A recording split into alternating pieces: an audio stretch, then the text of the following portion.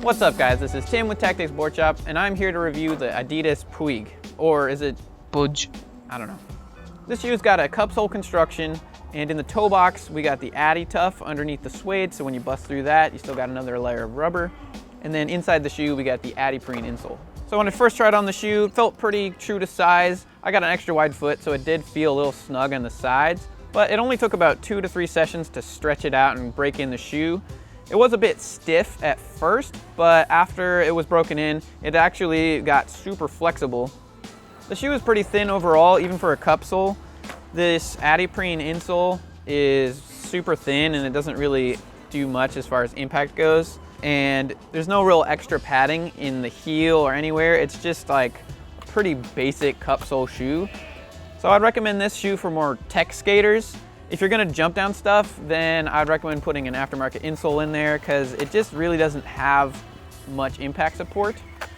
I really like the shape of the toe box. It kind of reminds me of the Tyshawn shoe. It's just a slightly different, but the flick is really good. So I've been skating this shoe for a little over a month. It's been kind of rainy and my ankle was kind of bugging me for a little while, but I have been skating these shoes quite a bit in that time frame, and it is holding up super good. There's barely any wear on the suede, and this rubber on the outsole is holding up really well. The stitching right here where the suede meets the canvas patch has blown, but it's still held together. I think the ADITUFF holds it together. And the stitches that kind of hold the lace panel is torn a little bit, but it's still firmly on there. It's not like flapping up or anything.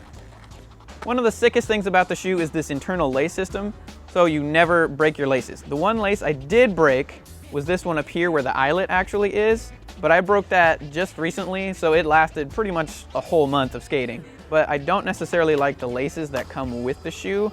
They're kind of this like rigid, round shoelace that doesn't tie very well, and so your shoes come untied all the time, and it's pretty annoying. This tall heel cup on the side makes it pretty easy to just slip on the shoe because I never undo my shoes when I take them off. I would just slip them on and off, and this thing keeps it nice and snug on your heel. The tongue does not have any elastic bands, but it stays where it is. It doesn't really like flop around.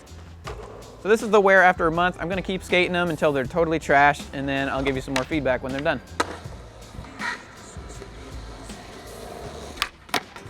I'm back with the final update. This is the shoe after 2.5 months of skating, and I'm actually astonished with how well it's been holding up. I've been doing quite a bit of skating and a lot of filming lately, and anyone who's done follow filming with skating knows how rough it is on the bottom of your shoes. The sole has definitely taken a toll from doing that. It's gotten pretty thin on the bottom, right in the toe area, and the text is pretty much gone on this little squiggly part here. The treads are still pretty deep back in the middle of the shoe and on the heel. It's really slick here at Washington Jefferson Park, so every time I went to push, I'd slide a little bit. So I don't have all that much traction, but on the board, I still have plenty of traction and it's not really affecting me. On the upper here, I finally broke a hole through the suede. I intentionally didn't shoe glue anything just to see how long it would take to actually break a hole through it. And it's just barely got to my sock, but I could easily patch that up and continue skating the shoe.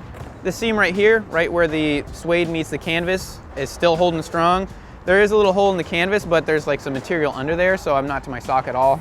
And the lace panel is pretty frayed, but I never really got to my laces and it didn't make the shoe loose at all. I did put some super glue on this top lace where the eyelet is because I didn't want to just break it over and over again.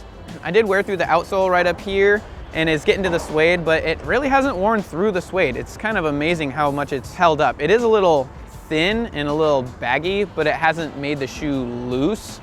So this shoe still has plenty of life in it. So if I had put a little bit of shoe glue on this or done some sort of preventative measures to stop the hole, I probably could have gotten this shoe to last 3 months easy. Thanks again for watching. This was the Puig shoe from Adidas. If you got any comments or questions, leave them in the box below, or you can check them out at Tactics.